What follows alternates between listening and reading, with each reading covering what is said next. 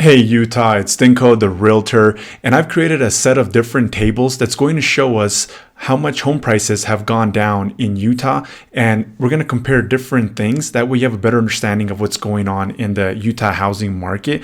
Now, these are all the different tables that I've created, and we're going to go through all these different tables. And I have single family houses versus townhomes, so we can see the difference there. And then this right here is a single family home. So this is the statistical data that's presented to the public, and this is what the board gives us realtors. And I've created my own. So this is showing us that home prices have gone down 6 consecutive months. Now, if you like this kind of information, make sure you hit that subscribe button down below. Give me a thumbs up as well. And if you have to get a hold of me, my contact information will be down below in the description. It'll pop up here on the screen as well, so you can call or text me day or night. And let's get back here to the tables. Now, we take a look. May is when everything peaked here in Utah, and majority of the housing market nationwide peaked in April and June. So that's when everything peaked nationwide. And we see here that median and average home. Now I just want to kind of give a difference of what the two mean. Median is going to take out the outliers. So it's going to give you a little bit of a better perception of what's really going on. Because for example, let's say you have a house, two houses to sell at 300,000, another one that sells at 350, and then you have one that sells at $1 million.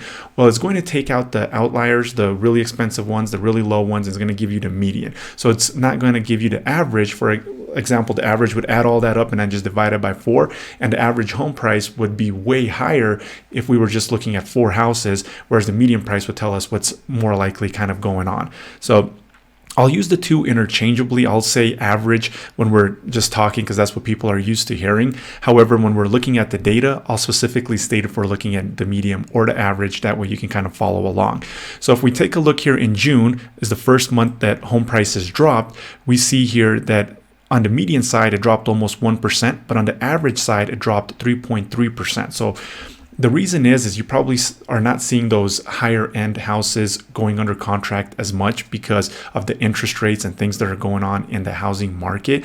So we have to kind of pay attention to the different statistical data and kind of interpret what's going on. This data that they give out to the public is only looking at single family homes. So it's not looking at townhomes, condos. It's just focusing on single family houses. And we're going to take a look at comparing single family houses to townhomes and what the difference is.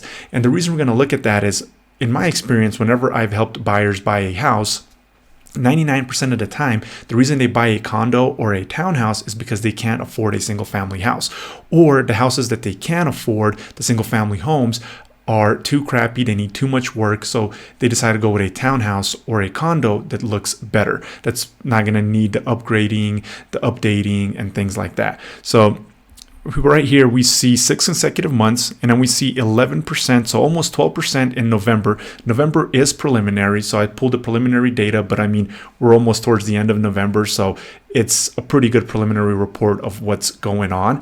And then if we take a look here, we see that the days on market, so they do the median, but we're going to use the word average. So average house on the market in May was 6, and then we see the house is just 9 days, 16 days, 25 days, 34, 40, and then 39. So we see that the average time to sell a house is up 600+%.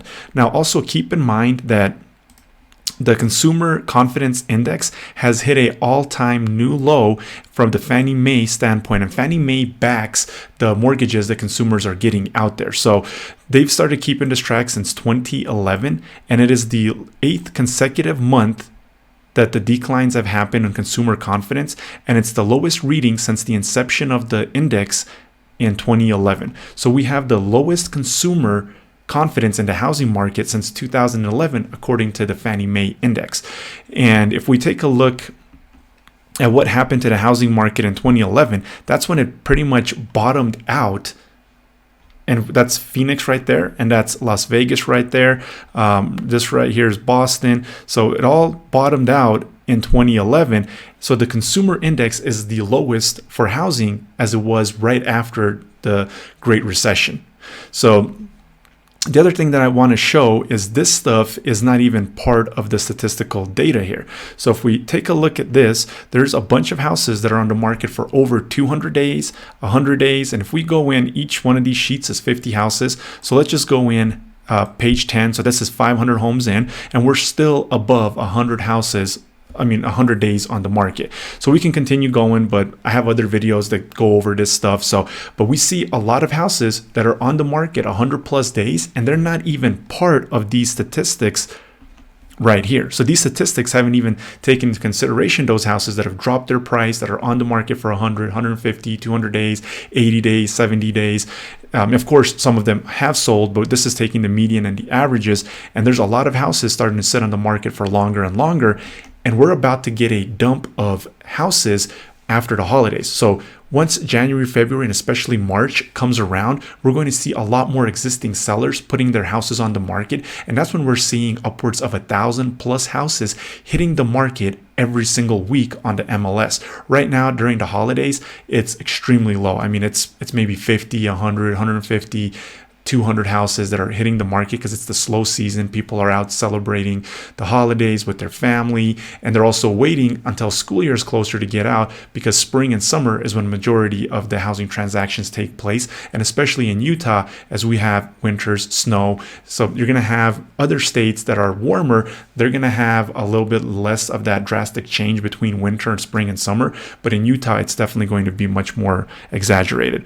So once those houses start hitting the market, and one thing that I did notice is houses that are coming on the market now are actually getting listed below the houses that have been on the market for 50, 80, 100 days, and they've dropped their price, but the new sellers are actually listing their houses below those price points of the homes that have dropped their prices, and they're still not flying off the market. Some of them are still not selling. They're still taking a while to go under contract, and so they're still not getting their list price, and they're still selling under list price. So if we have that new dump of homes that starts hitting the market, we're probably going to see home prices continue to come down, and we're going to see sellers that need to sell start listing at lower and lower price points to get their homes sold. Now, I want to take a look at the chart between single family and townhomes. So if we take a look at the median here and we take a look at the average compared to the townhomes, we see that the townhomes have the median price and the average price much lower. Well, not much lower, but it's 2 to 3% lower than it is on the single family.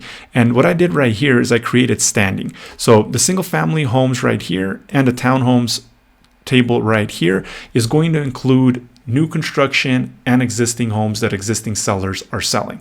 And what I did is I wanted to take a look at what's going on with homes and townhomes that were being sold by sellers. And if we take a look here, we remove it doesn't remove every single new construction house, because I want to show y'all right here. Just one second. All right, there we go. So what I did is I selected just built and standing right here, but under construction and to be built. But however, if the new construction house is ready to move in, there's no delay. It's going to be right here with the existing homes because it's move in ready. So majority of the houses are going to be being sold by seller, but the ones that are already built standing, there's no way, the MLS doesn't have where I can just exclude all of the new construction. I wish it had a button where I just could. So it's not 100% accurate. It's a little skewed because there's still some new construction in here. But we see once we take new construction out that the average home price actually goes down more, and that the median home price comes down a little bit. So we're seeing that new construction, and remember in my previous videos, there's that whole lag of new construction that's starting to hit the market.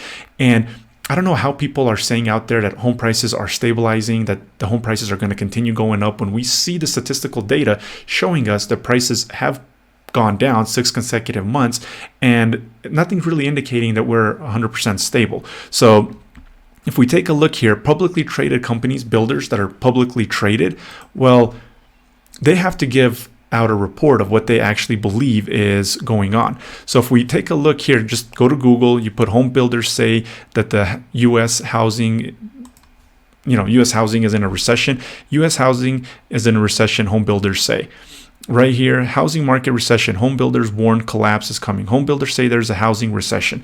So why are home builders saying this? Well, they're a publicly traded stock. So they have a stock on the, where you can go buy and sell stocks. They have to give accurate information since they're publicly traded. They can't lie and say, oh yeah, the home construction is fabulous, everything is selling, because then people are buying these stocks based on false information. So a lot of people are not even looking at this. So builders who are in the business of building houses and making a profit, because they are publicly traded on the stock market, they have to give accurate information. And we see here that they are not as optimistic as we see some other people that are being extremely optimistic about the housing market. Now, right here, we see that home builders are seeing a lot of cancellations. So as cancellations rise, home builders' confidence is falling. So that was in November 9th. August 16th, home buyers are backing out of more deals as the recession fears are coming to fruition. Housing bubble woos. Home builders cut prices. So this was September 19th.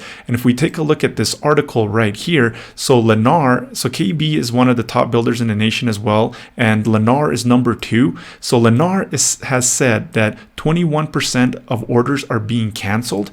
And KB Homes, I believe they're top 10. I do believe they're top 20 for sure. They're saying that there's a 35% cancellation rate in the third quarter, up from 9% from a year ago. So a year ago, they were seeing 9% cancellations. Right now, they're seeing a 35% cancellation. So home builders, because they're publicly traded, are giving this information out to us, and people are not wanting to listen to that information. And they're saying, oh, the market's stabilizing. It's a great time to buy. Well, let's take a look at what's really going on. So nothing here is indicating the prices are going to continue going up, or that they're going to just stop and not going to go down any further. I don't think that the builders would be giving these reports and giving this public data out if they were much more confident in what was going to happen. So that's all indications. Now let's take a look at some of these charts again here. I'm going to pull those up. All right. And then let me just remove my screen thing here. That way it's not blocking the chart. There we go. So that's single family houses, that's townhomes. And then, like I said, right here, we're going to exclude majority of the new construction. And if we take a look at new construction itself, we see, the median price, average price, it's all over the place, right? It goes into the positives, it goes into the negatives, and then right here we're seeing a lot more negatives. However, there was one thing that I did want to show, and why the new construction is skewing the information out there as well. Again, this is public data, so just one second. Right here. There we go. So in response to the slower buyer traffic, builders are slowing their production rates and offering rate locks, rate buydowns, and upgrades in demand for home features in order to sell completed homes. So what they're doing is to protect the price. They're saying, hey, we'll finish the basement for you. We'll give you free upgrades. We'll upgrade this. We'll upgrade that. So the buyers that are buying today for the same price, or maybe a little bit higher than the buyers that bought 4-6 months ago or even 2 months ago, it might look that they're paying the same price or a little bit more. However, they're actually getting a much better deal because they're getting all these upgrades. They don't have to go in and finish a basement and pay 50, 80, 100 grand, depending on how big the basement is. The builder is building that. But now the builder's saying, hey, we still sold that house for $700,000 or $1 million or whatever it is. But they're not saying, hey, we gave them $20,000 towards closing costs. We gave them a rate buy down. We gave them upgrades. We completed a basement, and we really sold that house for $800,000. No, they're saying we still sold it for $1 million, or if it was $700,000 and they gave them $100,000 worth of incentives, they're not saying, hey, we sold that $800,000 house for $700,000. They're going to say we still sold it for $800,000. So that's going to be skewing the data a lot more. Now, back to the charts here, we see that if we take a look at the townhomes, though, they're in much more rougher shape than the single family houses are. So that's why we have to compare what's going on in the housing market. Like I said, majority of people, 99% of people out there, unless it's just because it's in a downtown area, they're not going to go with a condo or a townhouse. They're majority of the time wanting a single family house. If you gave somebody the same single family house for $300,000 and you gave them a condo or a townhouse for $300,000, they were all upgraded. They were all move-in ready. All three of them were 1,200 square feet, 1,500 square feet. People would choose that single family house 99% of the time over the condo or the townhome. Like I said, unless it's something that's specific, like you want to be in downtown, you want to be in a ski resorts, and so we're going to move those out. And I kind of want to show this on the data here. I never keep data out. So when we take a look at the condos, it actually looks like condos are going down less. And I'm going to spend a little bit more time in the future analyzing this, but I do believe we have to follow this. So if we take a look at condos, we see that they're actually not falling down on the median side as much as they're falling down on the townhomes and the single family houses. However, if we take a look at the averages, we see that the averages are falling much further than even almost the single family and townhomes. However, if we look at just Utah and Davis County, they're not going to have any downtown condos in the data. We see that it's a little bit more stable. And if we take a look at downtown, so it's not purely downtown. I did it all the way to the University of Utah down to 800 South. So it includes much more than downtown. Excuse me. But we see here that there's a lot more variables and a lot more up and downs in the condos. So we're going to focus on single family houses versus the condos. And also, this is going to be the last table that we're going to take a look at. And before we take a look at this table, I do want to show that chart again with the consumer index showing that it's the lowest since 2011. And I went over this in some of my other videos. However, people are saying, well, these home prices are just not dropping fast enough. Well, if somebody bought a house in May, 10% down, 13% down is going to feel a whole lot to them, right? They bought a $600,000 house and now that house is only worth $520,000, $515,000, $510,000. That's a pretty big drop for that person. And if they only did a 5 or 10%, well, let's just say they did the typical conventional loan of 5% down. They now can't sell their house and be in the positive unless they have money to bring to the table. Even at 10%, let's say they did 10% down. Well, by the time they pay all the closing fees, they're still not able to sell a house unless they have extra money to bring to the table. And we probably are going to see home prices continue to go down. That's just my opinion. But here, I want to show Phoenix and Las Vegas because they went up really fast and down really fast in the 08-09. And we see here, once it started coming down in almost in 2000 and in the middle of 2006, we see right here, it finally was kind of coming down before that drop in 2008, and people could have said, hey, this is stabilizing. But then look right here, the drop. It took over a year for the market to just drop from its peak and all the way down once that free fall started. Same thing in Las Vegas, right? People could have said, hey, it's stabilizing right here, it's stabilizing, and then look at this drop.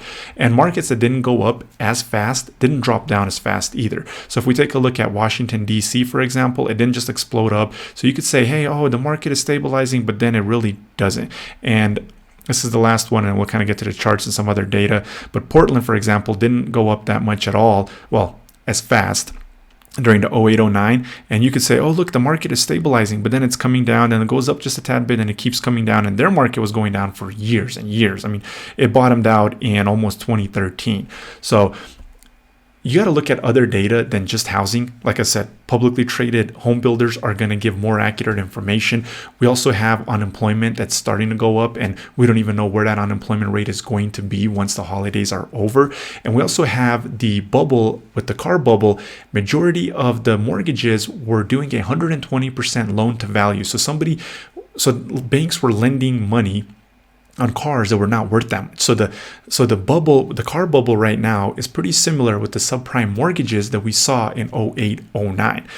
And there's these banks, these mortgages, they can't sell them. And I was reading some stuff, looking at some stuff. They're starting to kind of buy good ones and bad ones, mix them together so they can sell them. Some banks are not able to sell the bad portfolio of car loans that they have. So as we see this unemployment, Carvana, we see CarMax, and all of these different companies out there that are taking hits and their stocks are going down. They're starting to lay people off. The inventory is starting to build up.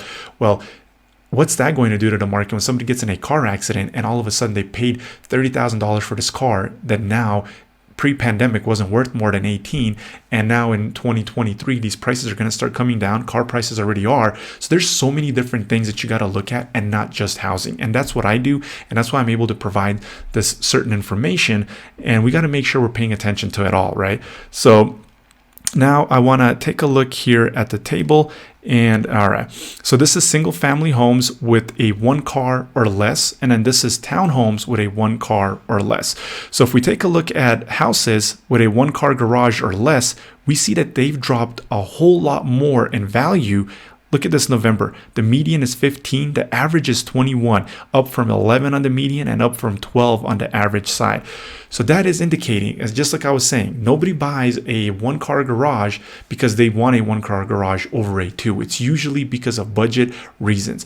Nobody says, hey, I don't want a garage at all. I love shoveling snow off the street and off of my car and taking 20 minutes so I can get to work, or I got to heat up my car and defrost it and everything. Nobody says that, right? So we got to look at what's going on with other parts of the housing market. And if we take a look at the townhomes with 1-car garage or less, we see that they've dropped even further than the single family houses with the 1-car garage or less. So they're down to 16% on the median and 23% right here on the average. I almost messed up my table there. All right. So this one right here, the reason I did this, the 444, is there was a skewed section right here in September where it was 490,000. So we're having prices dropping, and then all of a sudden the median doesn't really go up, but we see the average. So I knew there was something weird, so I went in and looked at the data, and there was 2 or 3 houses that sold 8 million, 10 million. They were like 5,000, 10,000 plus square feet, and people didn't put that, the realtors didn't put that there was a garage, and so that skewed. And this is why I was saying the median is going to be a much better indicator, because even though those realtors didn't put that they had a garage, it still didn't skew the numbers on the median part, because it takes those outliers out, though it did skew it a little bit, but not a lot. However, on the average side, when you have a $13 million house that gets sold and then you average it out, it's going to have a much bigger impact. So I figured that out just because I saw that the median didn't really drop. And so something was off on the average. And that's why I did an average here, excluding that, those couple of those homes that did have a garage, a 2-car garage, and etc. So, and they were really big. They sold for those, $13 million. But that's the data right here. It is showing us that the home prices have gone down pretty considerably, depending on which data you're looking at. So of course, a single family house is not going to go down as much as a townhome, and then same thing, a 2-car garage is not going to go down as much as a 1-car garage, because people that are out in the market, people still need to buy. Some people want to buy. Some people are anti-renters. People just, or they're being told, or they analyze the information and they feel like it's the right time to buy. So there's people still out there buying. And well, if you were looking at a 1-car garage house and now you can afford a 2-car garage house for that same price point, you're going to go with that 2-car garage house. And until we see more houses starting to hit the market after the holidays, that is when we're going to see what's really happening to the market. And that's where I believe we're going to see home prices continue to go down. So keep following my videos. Make sure you hit that subscribe button. If you need to get a hold of me, reach out to me, text me day or night, and also leave a comment of what you think is going to happen to the Utah housing market. And until next time, have a great day.